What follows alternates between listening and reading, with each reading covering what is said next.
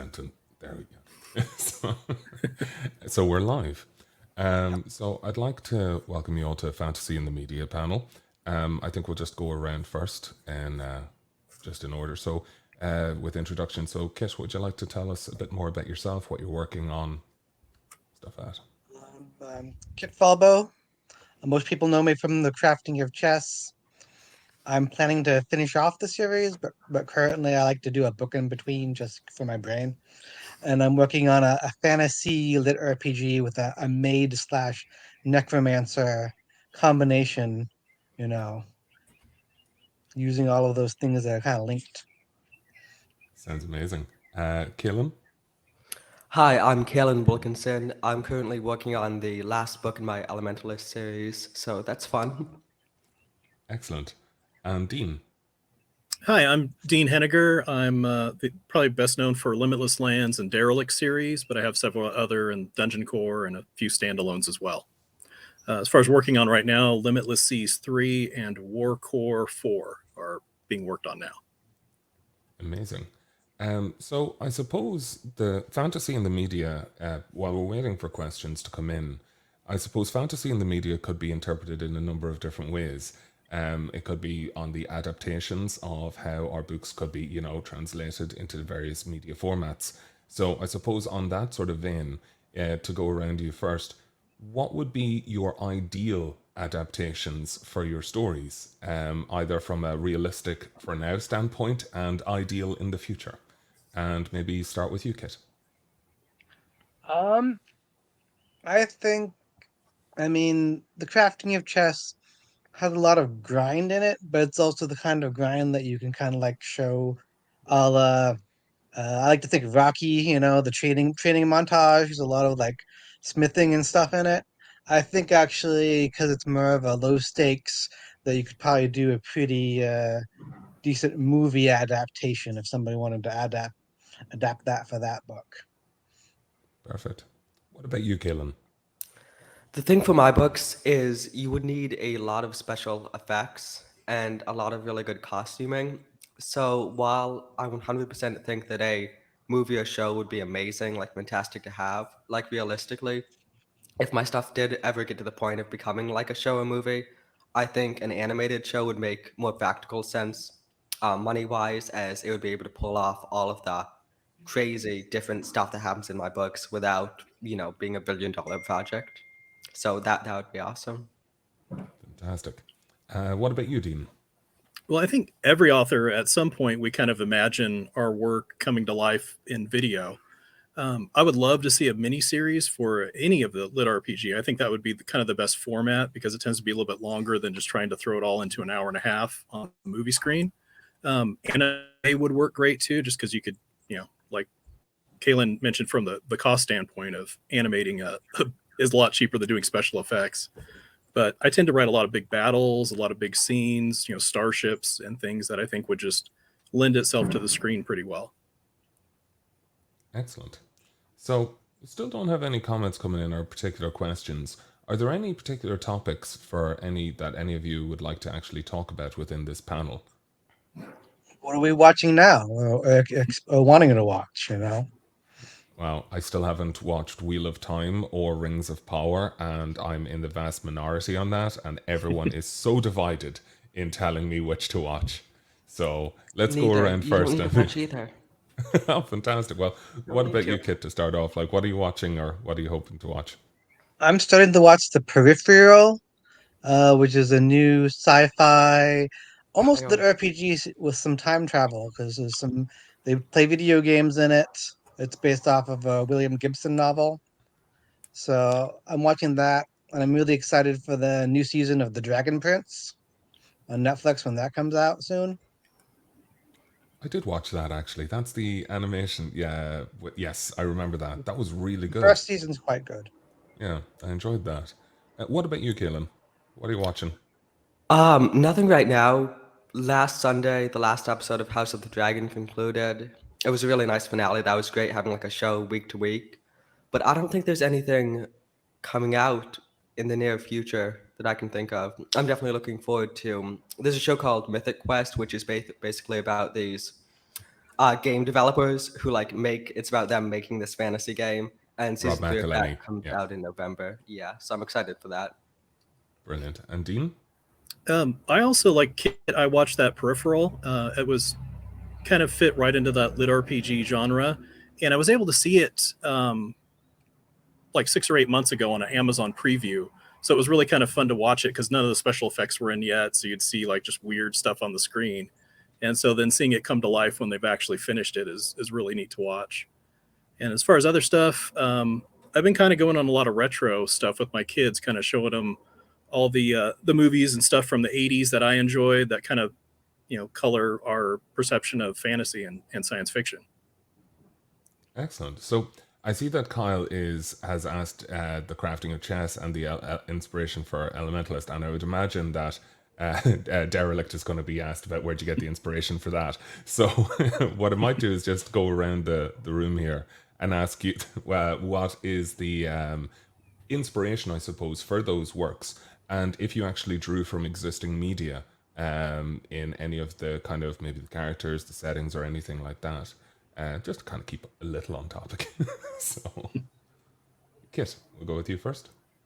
Well, when I wrote the crafting of chess, there was actually not a lot of crafting based lit RPG on Amazon. I mean, a lot of them had flavors of it. I was reading The Land, I was reading The Dragon's Wrath before that got removed, and I wanted something with just not a lot of fighting and not a lot of action. I wanted to work on crafting as action, work the stakes into that.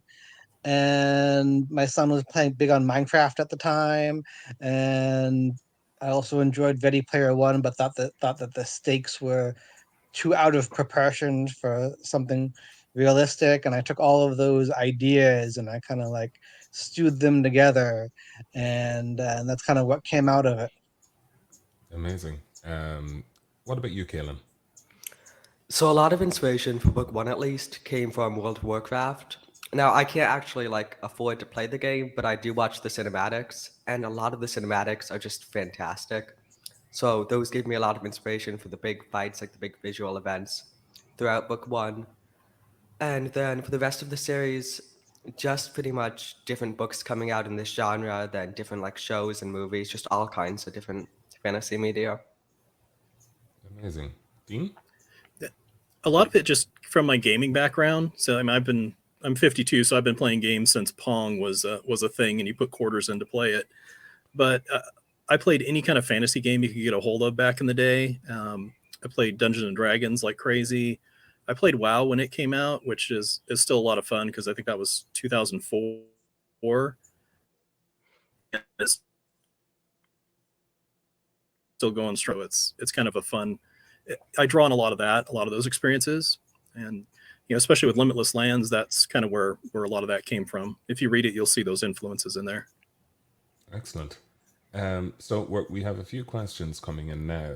So one of them is do you play any, or have you previously played any fantasy video games that have influenced your work? We'll go reverse this time. So Dean, over to you. Okay. Of your 52-year tenure, which of the fantasy games? Maybe the old grandpa sitting on the porch shaking my cane at everybody. The ones that probably influenced me the most, I already mentioned WoW, but also I don't know if anyone played any of the old Baldur's Gate games. These are probably from around the early 2000s. Those were great because they were kind of the last single player RPGs that were isometric, just a lot of story driven as opposed to the visuals, because the visuals weren't good yet. So a lot of that helped. Even just, one obscure game. I don't know if anyone ever played Sword Coast Legends, the Dungeons and Dragons online game. It was out for 8 months, but it had a dungeon creation tool. And that was my first time writing, is I created a dungeon for that topped the charts. And so I'm like, hey, this is kind of fun. So. Amazing. So I actually work at Larian Studios working on Baldur's Gate 3. So yeah, I'm big fan of the franchise. So Kaelin, what about yourself? I suppose World of Warcraft, you've seen the cinematics, but has there been any? I've seen it, I haven't played it someday. But so I've been playing Dungeons and Dragons since I was 8. So, like in person, at my local libraries, that's been a huge thing for me, playing it, then becoming a dungeon master and DMing all these games. So that's definitely given a huge amount of inspiration for all my works. Several of my campaigns have like become elements of my books. So Dungeons and Dragons is definitely like a huge inspiration. I also started playing 2 years ago a game called Dota 2, and it's a lot of fun. It doesn't necessarily inspire me, but it's by far my favorite and pretty much only fantasy type game I play because it's a lot of fun. It's got a really neat leveling system. It's yeah, and very, very, very vocal community. So, what about you, Kit? I've played a lot of games in my life. Um, the most competitive that I've done is, I mean, I used to play Magic, and then I played Legend of the Five Rings for over a decade. I don't know if any of you have ever played that game as kind of a build as the more complex Magic the Gathering. And I did that for a good long while until they started changing the systems. And I just and all of it kind of inspires me in some way, you know. I mean, a lot of like when Legend of the Five Rings, they actually had their own writing team that did like fiction based off the world, and that kind of like helped re-inspire me writing during that time frame. It was one of the reasons why I actually enjoy Bushido Online a lot. That book series, if you haven't read it, Amazing. it reminds me of that. So here's a question just from me, and we'll get back to the questions in the chat in a moment. But one of the things I was curious about is that within Lit RPG, there's usually typically defined systems that are very creative and usually quite balanced, hopefully quite balanced. Would you ever adapt it to a tabletop setting? Or would any of your works really match that sort of environment, do you think? Kit? I think anything can be adapted. You know, the system itself might not stay the same. Um, Different things might be more based off the book because you see a lot of adaptation of fantasy works into video games, and the rules and the magic are the same, but you have the characters and the images and the feeling. I think you can always take the feeling of your creative arts and adapt that into games. And I think that'd be be pretty cool. I just haven't really connected with anybody along those lines. Excellent. What about you, Kaelin? So, as I said, I've been a dungeon master for like the last 6 years, and even before I started writing, I made up all these different classes, additional ones, and like added them in. I also like made custom character sheets. So that was actually the influence for me begin writing was I was changing, like making my own version of D&D for us to play. And now that I've been writing in the system in the books is kind of similar to the system I incorporate in the character sheets I made for our local D&D games. For instance, you can choose like pretty much any class. I've got like a catalog of like 60 classes I made. So if you have like a specific idea for something that's specific to how you want to play, there's a good chance I've got a class that goes like up to at least level 10, like ready for that specific personality. And then as you get higher, we can, figure out what happens from there. Perfect. What about you, Dean? I think pen and paper really translates well. And I've had one of my readers that actually created a module for his D&D group out of the Cat Core books. So he actually recreated the Crazy Cat Lady dungeon full of house cats, and apparently it was a big hit with the players. So I just can imagine that would lead to some insanity. Fantastic. So I guess then there's another one is like, yes, so what books would you like to see turned into movies or shows? It can be in the genre or outside of the genre. If I was to say for myself personally, it would more than likely be David Gemmell. I would absolutely see Dross the Legend and all of those. Like, I would just love to see some of those in visual format. But what about yourselves? Kit, I suppose start with you. It's a tough choice. There's so much, you know. We just need more fantasy in the media in general, you know. Um, hmm, I'm just, I guess outside of the genre, I wouldn't mind seeing some more space opera, military sci-fi, like something like Honor Harrington, with some big space battles and some character jumping and a strong protagonist. If I had to pick off the top of my head. Excellent. Kaelin, what about yourself? So, two main series in the genre come to my mind immediately, and I've been thinking about these two with that question in mind a lot. So, The Divine Dungeon and He Who Fights with Monsters. I believe that He Who Fights with Monsters would really go best adapted into animation, and Divine Dungeon as movies or a TV show in live action. So, I think I keep coming back to Avatar: The Last Airbender as an animation style for He Who Fights with Monsters, something similar to that, or like Invincible. I feel like would just be a good animation style for them for that series. I think it would do best with all the crazy spectacles as an animated series. Of course, like with both of these, I 100% want the authors completely involved in them, so they churn out like similar to the books without being changed or warped into anything other. With the Divine Dungeon, I believe that would probably do best as live action movies or possibly like 40 to an hour length minute episodes. And I've got so many great casting ideas for that. That would be fantastic if someday that could become like a live action spectacle. Excellent. And sorry, just as a warning, someone messaged to say that I was a little hard to hear, so I turned up the microphone. So hopefully that's not a little bit too overbearing. So what about yourself, Dean? I'm actually also a David Gemmell fan, so I think seeing Legend come to life, it would just make such a great movie with the siege and the characters in that are just amazing. So I would love that.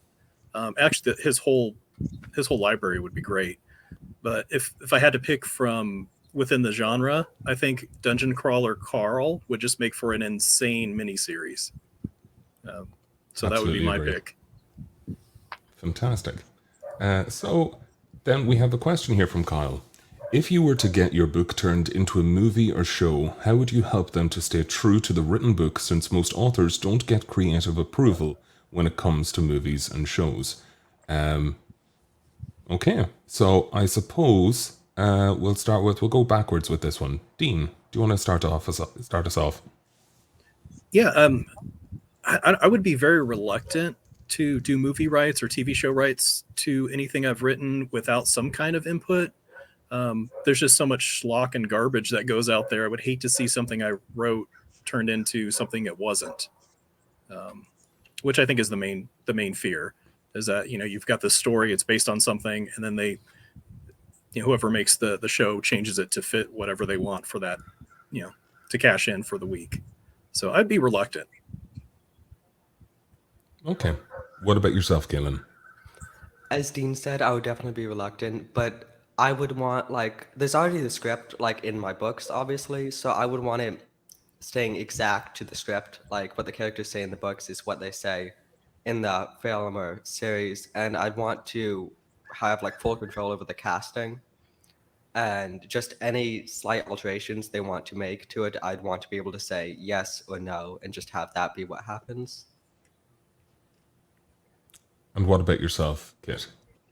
I mean, adaptation is such a complex, insular thing that actually, if it was anything, I'd try to get a job as either as an assistant producer or as a consultant, and influence it in whatever small ways while getting paid to do that, because it is something that becomes a team effort. You just can't have level of control because all you can do is try to motivate people to try to kind of match, and there's just so many different factors that go into it. I'd love if somebody chooses to adapt my things, but I also feel like at some point you have to hand over the reins over to these people that are also passionate about it. Absolutely. And you can always tell the difference between something that is based on the works of George R. R. Martin and inspired by the works of Christopher Paolini, which was Inheritance, I think, was Aragon, which had absolutely nothing to do with the book. But yeah, I'm going to forgive the why this time, Jay, but don't do it again. So sorry. Geneva has a question there. For the fantasy books that have been changed into movies, TV shows, what do you think they've done really well with, and what do you wish they had done differently? Start off with Kit. I mean, everybody likes to say the book is better. I mean, just simply because how books work is that they get into your brain and that the reader takes that empty space and constructs their world with it. I mean, half of writing is like designing in a way so that the reader can imagine it but stay within your framework. And that's just something that you can't really do when you're presenting it all out there. I mean, of the books that I've seen that have been adapted well, The Expanse, I feel has a lot of made a lot of good choices there, even though there are differences. And it's mostly what you're looking for in a good adaptation is honestly the subtle things like the acting and the characterization, and instead of having them fill in the space, you want the audience to fill in, I wonder what's going to happen next. So I think when the good adaptations happen, even if they're not 100% on point, as long as those people that are watching it are enjoying it and wonder what will happen next, at the very least they might choose to pick up the book, and read ahead and figure that out themselves. Excellent. And Kaylin, what about yourself? I agree with pretty much everything Kit just said. Adding to that, you do have to take the movie or series, like the adaptation, separate from the book so you can try and find some enjoyment from it. At the same time, if it turns out awful, then separate from the book, that was a failed, adaptation. I think we had two fantastic examples back to back in the last few weeks with Rings of Power and House of the Dragon. One of them, I believe, to be an abomination, poorly written, poorly casted, everything in that. I couldn't get past the first episode, and I know people who pushed on, and they told me how bad it was. But on the other side, I believe that House of the Dragon improved on Fire and Blood's the book. I believe it was a lot better. It had a lot, for instance, like the dialogue was a huge thing in that show. And that just shows everything Rings of Power wasn't. Amazing writing for the most part, like on point casting, like people who could actually act versus the Rings of Power theater performance we got. But I think that's definitely two big contrasts, and you need a good cast and you need it to be well written, like for it to succeed. I think then one of the interesting things you could actually just pull from that is Critical Role. When you combine the two elements that you just said of the fantastic characters and the fantastic writing, it was literally those two components that created Critical Role. You add on some beautiful animation and it works. So great input there. Dean, what about yourself? I think as far as an example of what was done well, obviously the Lord of the Rings trilogy was great, and it's also kind of an example of what was done poorly. I'm not a fan of The Hobbit or the Rings of Power series. Those kind of feel like a cash grab to me. And if you want to go back a little bit in time, I think the original Conan movie with Arnold was amazing. It captured that feel of those books, and the casting was perfect. I don't think anyone else could have played it except for Arnold. Excellent. So if you've never seen the original, jump in and watch it. I think I will do so. So I guess this is an interesting one because Kyle has asked, how do you convert a book into a game without losing the integral parts of the book? Now, this is an interesting one because I think this is riffing off my earlier one of conversion into pen and paper, rather than Lit RPG, which is the game is already integral to the story. So I guess I'll throw it into your own interpretation. So, Kit, would you like to start us off?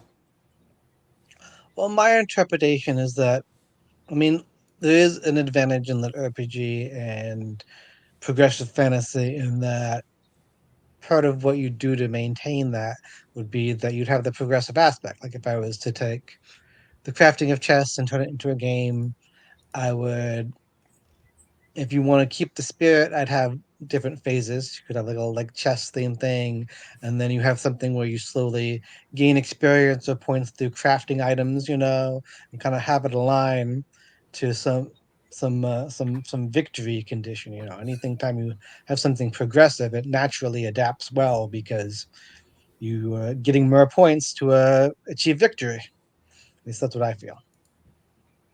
Excellent. What about yourself, Kaelin?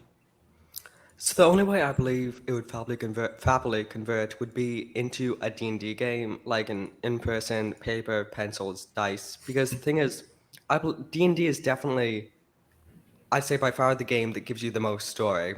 Because, for instance, like video games, you've definitely got an overlaying story throughout it. You've got your cutscenes, but there are points where you're just playing the game. There isn't exactly that much story happening around you.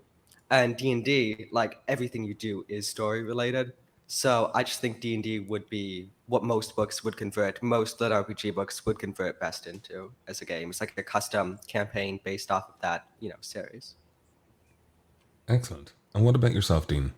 I agree with Kaylin. I think pen and paper, whether it's Dungeons and Dragons or any of the other systems, converts best for a lit RPG. It's just funny because we're looking at books inspired by video games, and then converting it back to a video game. I think there would be something lost in the translation there.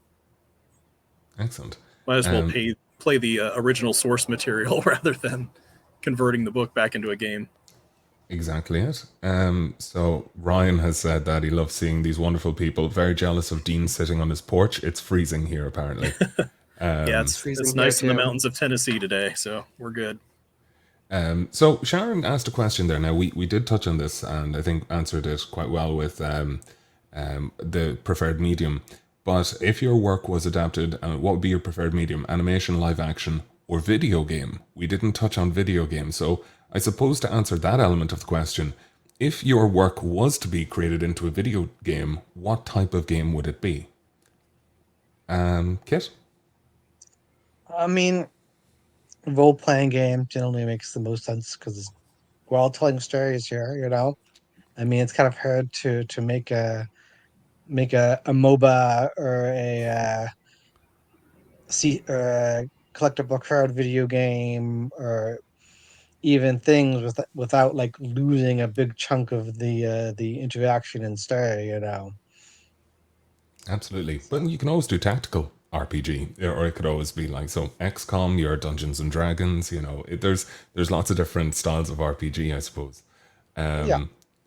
So what about yourself, Kaelin?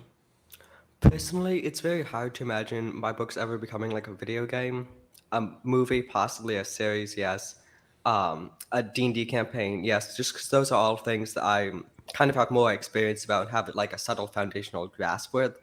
I have no idea how you even go about creating a video game. I assume someone would be approaching me, asking me if they can adapt my works into a video game. And I mean, I don't specifically, as I said, I believe that lit RPG books translate best into D&D. I don't see exactly how you would translate it into a video game without losing like 80% of the story. Like you'd still have like, I guess the villains, but you wouldn't get to like that you'd meet like bosses throughout, but you wouldn't get to know their story, that side character's story, your character's story. Like I can definitely see how you'd adapt like the system, like the leveling, the classes, and that would all be very interesting, I believe, for my books. All the multiple, like potentially hundreds, thousands of classes and different like stats and skills and stuff. I just don't personally see how my books would adapt without losing like the main focus of my books, which is the story. Excellent. There's always visual novels. Dean, yourself? Yeah, I think it would depend on the series because I have a couple different ones. I think Limitless Lands would lend itself to something more along the lines of a tactical strategy game. Think Total War series, where you have different armies fighting and recruiting different groups to join your cause. If you looked at like my War Core series, it's basically a real-time strategy game, so that would slot right in.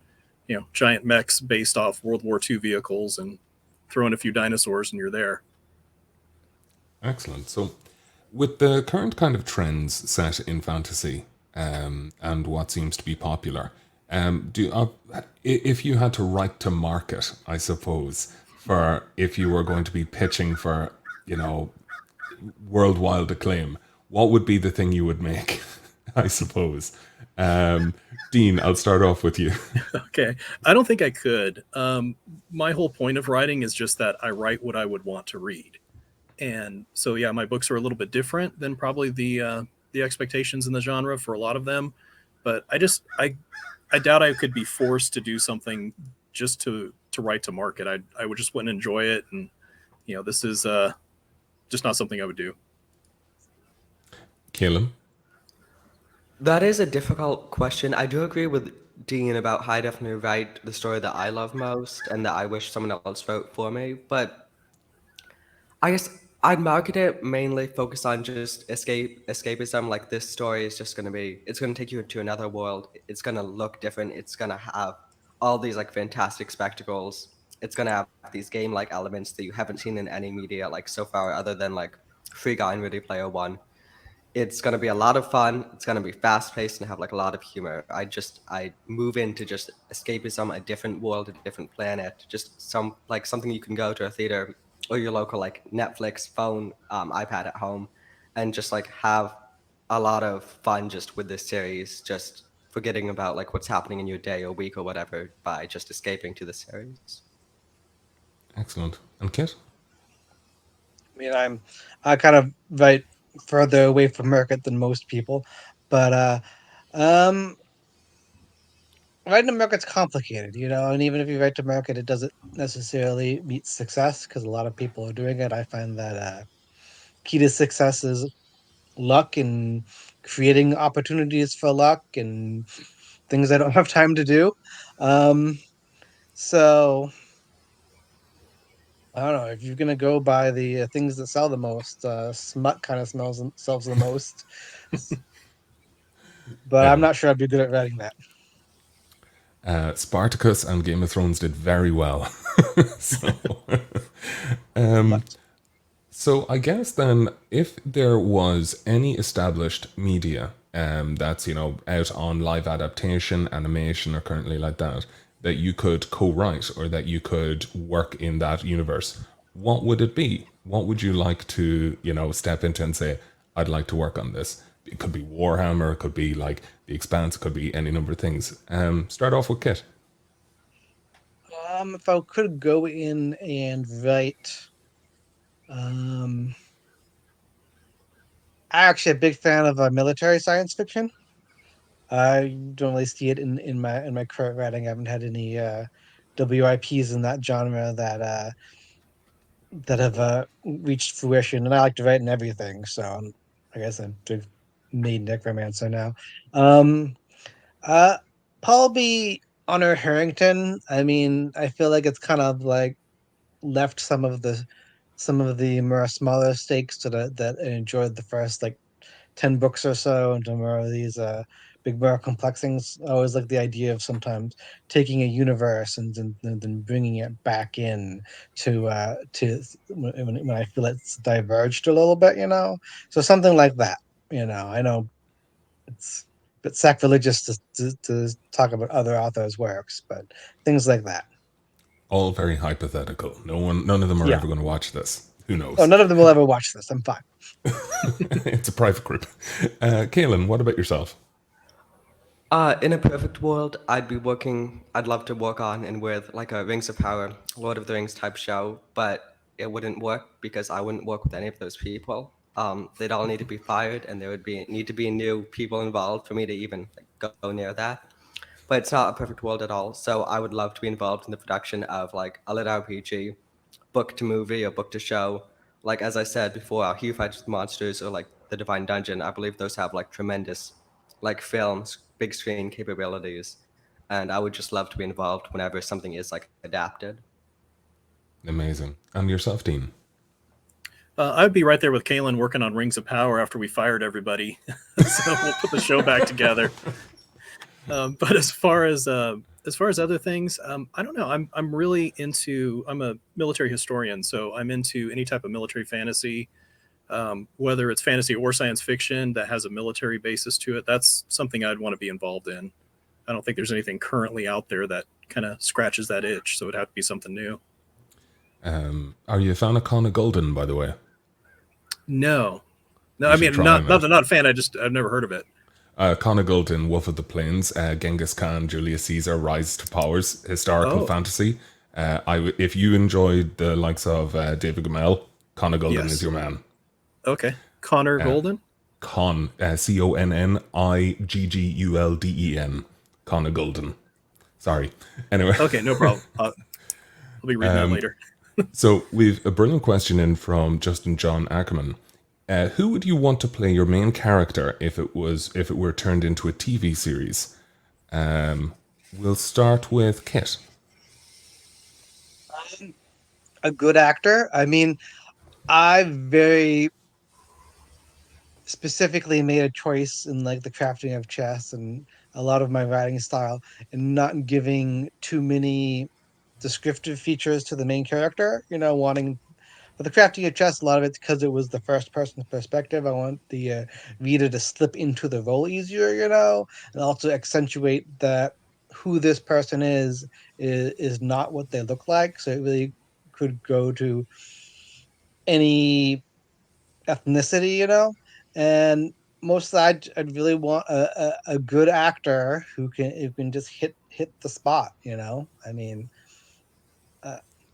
Perfect.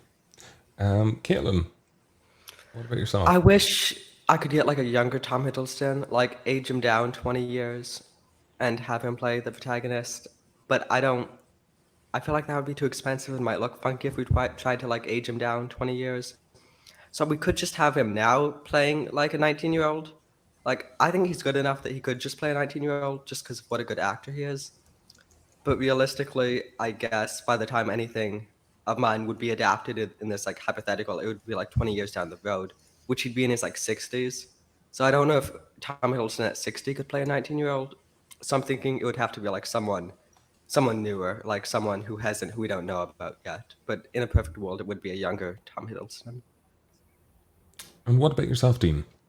It's funny because I actually looked at the comment there from Justin, and that is exactly who I pictured while I was writing it. Ray Tack from Limitless Lands, I really pictured Clint Eastwood, especially as he's older.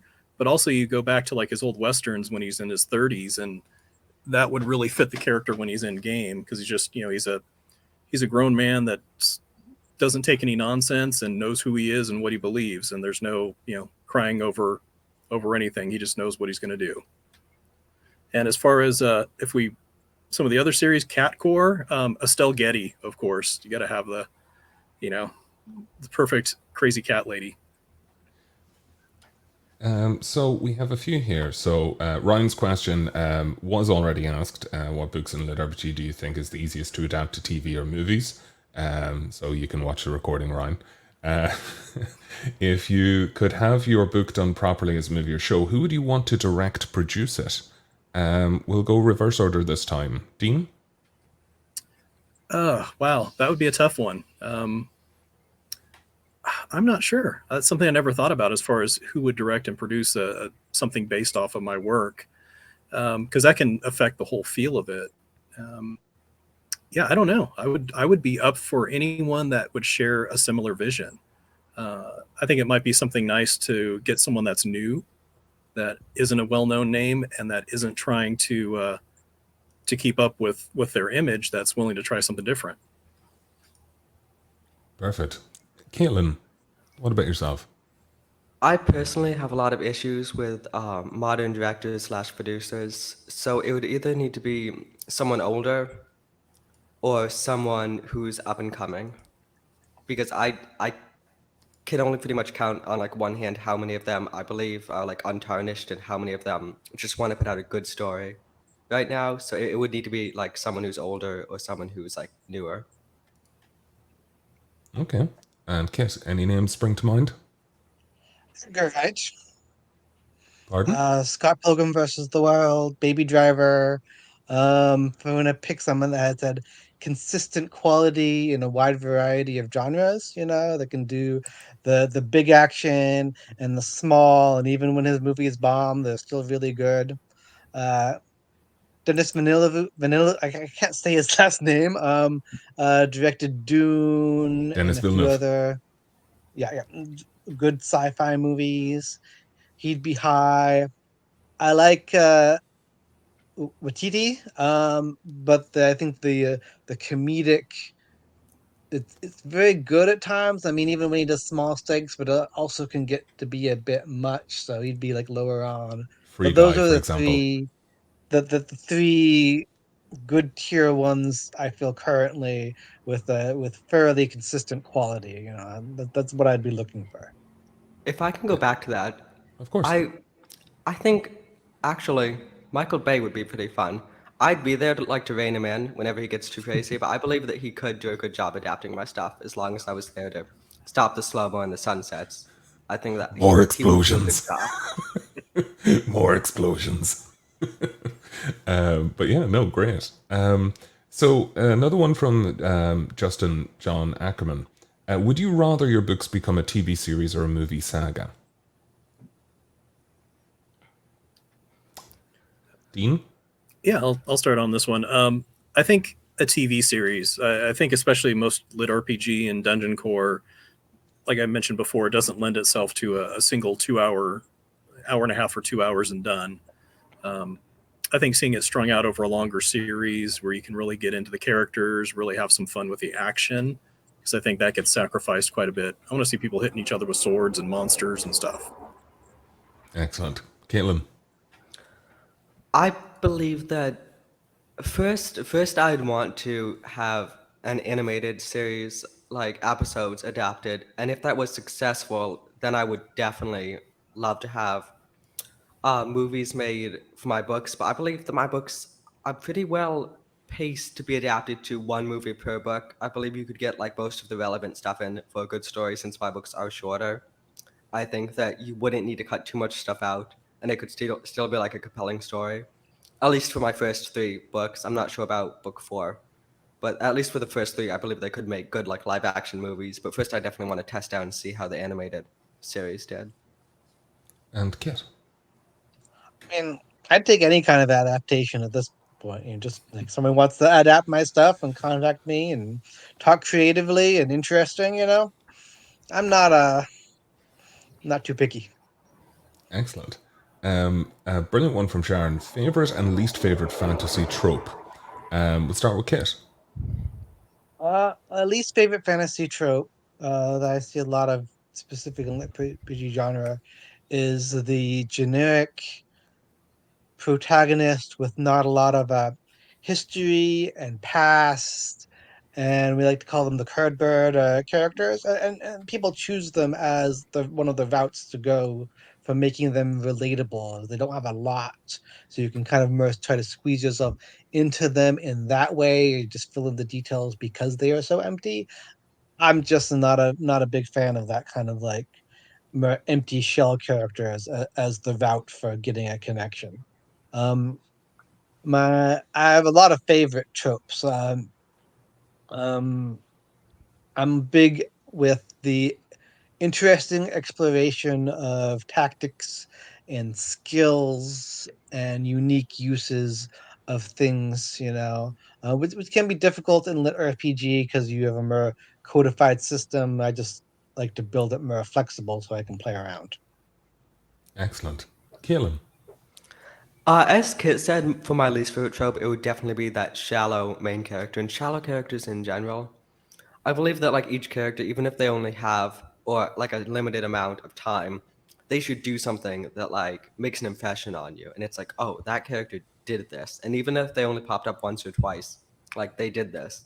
And especially with main characters in film as well as books, they definitely. I'm not a big fan of relatability. I'd rather the character have distinguished traits and just have a past in the history that you know about, or like who this character is, what their motivations are, and what they're doing. And it doesn't necessarily have to be, because there are thousands of main characters with the same past, the same motivation, and you'll see them again and again. I'd rather have more interesting ones, more chaotic ones, just ones that are more interesting and there's more unique aspects to them. And as to favorite trope, there are some tropes I enjoy. I can't say I've got like a favorite one that stands out. Dean? As far as let's go with favorite first.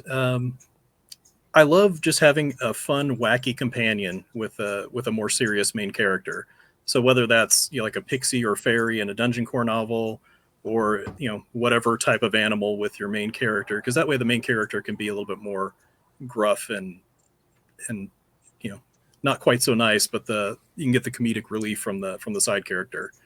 As far as what I don't like, it's it's kind of the trope of a young main character who has a existential moral crisis every time they have to do something. And I think that's more of a relation to my age. And I'm a military veteran. It's like, if you've been in combat, you do what you got to do. You don't sit there and cry about it afterwards. You take care of business. And so to like be transported to this world and then sit there and cry about it for a long time, it's like, no, get to the action, do something. Perfect. There was actually a much earlier question from Ryan that was quite good. Of where do you think most media directors go wrong when adapting books to film or TV? So as in like, what are they missing? What is it that is that just isn't striking true? Start with Kit. I mean, it's really, it can't most since every director is different, and sometimes it's more of the production company and the media company than the director, and just the influences that are upon them. I mean, so for good directors, I'd say that things tend to go wrong when they allow outside influences to influence them too much. Too much pressure from the studio. What about yourself, Kaelin? And When you're they not allowed to say start Rings of Power. Oh, I wasn't going to. I'm I was joking. thinking of it as I'm speaking, but I wasn't gonna. Anyway, I was gonna say when they start changing things, and when they start just making it more political and just bringing in stuff from like your modern world, like that just it ruins the story for me. If I'm like, oh, this is a allegory for this that happened a month ago. It's like why? That's just what ruins it for me. Okay. And what about yourself, Dean? I would agree. I prefer that they stay true to the source material. Explore it from there, but don't change the source material just to fit whatever your personal viewpoint is. I don't care what side of the political spectrum you're on. Just tell me the story. Ready Player One infuriated me so much I became an author. So it worked out well. Yeah, it worked out well. So no, I agree completely with those sentiments. So I guess from the other questions, a good one from Kyle from earlier. Would you want to have another author co-screenwrite if your book went to media, movie, show, video game? And if so, who would you want? Start with Dean, actually. Oh, wow, that's kind of an interesting one. Kind of threw me for a loop on that one. I'm not sure. I think Dakota Kraut and I would do well together. That's just someone I've enjoyed his work, and I see a lot of similarities in the way we construct characters and things. So I think we would do well together. So yeah, that would be my choice. Perfect. Kaelin. So I'm picturing this as they're all lined up and somehow like in a row, pretty much to pick like a team. And for some reason, Gonna fire all them. my books were chosen to be adapted, even though theirs have been around longer, might be better. They're all wondering why are his being adapted? And so I choose Dakota Kraut, then we just go and I let him talk his talk and we'd make something pretty cool, I think. Okay. And Kit? I mean, the screenwriter aspect, like, I don't know any screenwriters by name. They're kind of generally behind the background. As for other author, I mean, I don't know. I mean, I haven't really worked with a lot of other authors to do co-writing, so I mean, I don't have a lot of experience. It's a trick question. You have to say Dakota Kraut. Trick question. To say the same one. I just don't know. Yeah. So I guess then. A brilliant one from Sharon. What's something you've seen in fantasy media you'd absolutely love to incorporate into your work, but can't because of copyright issues? Or just like general plagiarism? So, what would be something you'd love to incorporate that you've seen? Kit? I mean, I do a lot of Easter eggs in my book, so I incorporate actually a lot of pop culture and media. All of it fair use, because when you're doing Easter eggs, it's generally fair use. So when you're looking at things that are like copyright issues, usually looking at more complex whole chunks or whole things, everything's been done. There's actually not a lot of things. But if I was to pick one thing, it would be the ability to use the lyrics of music in my stories as kind of a thread, either to help for themes or to motivate characters. And that's one thing that there's this heavy copyright on that you actually really should avoid. Absolutely. Caitlin, what about yourself? I have so many ideas and so little time and money that I have so many. I don't feel like I'm going to run out of ideas ever. I just have so much stuff that I've thought of that I want to like make into a book or an audiobook or whatever before I can even start thinking about, oh, I want to have this from this. No, I've got so much stuff I want to adapt that I've thought of and that hopefully no one else gets to before I do. What about yourself, Dean? Um, I think for me, it's more wanting to play in a specific universe. Like I would love to dabble in the Warhammer either fantasy or 40K universe, just because it tends to lend itself to the type of writing I like to do, and I would love to use that lore within one of my works, but then I would, get sued, so I can't. Yeah, I think I've wanted to write about materia for so long.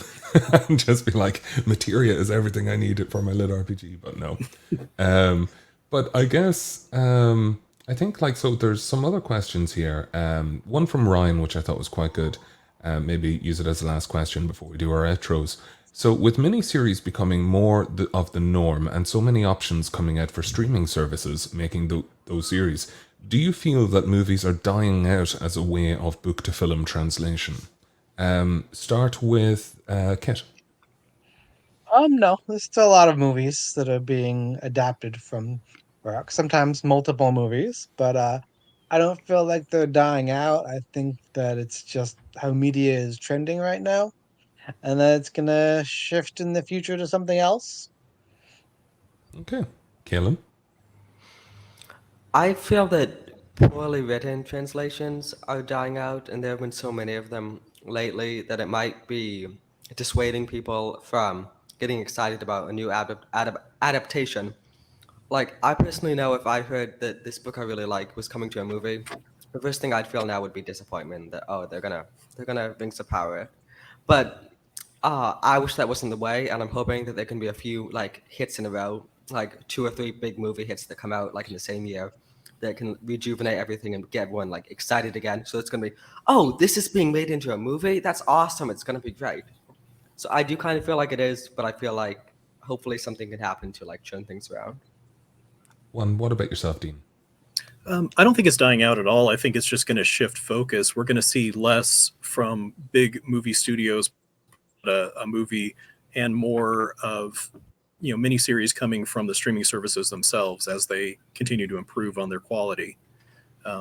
It's being an old fart like me. I kind of miss the shared experience growing up where there wasn't an internet. Everybody saw the same movies. Everybody watched the same TV shows and the same commercials. So we had this kind of like group think all together that we all, someone could start the lyrics of a commercial and then someone else would finish it.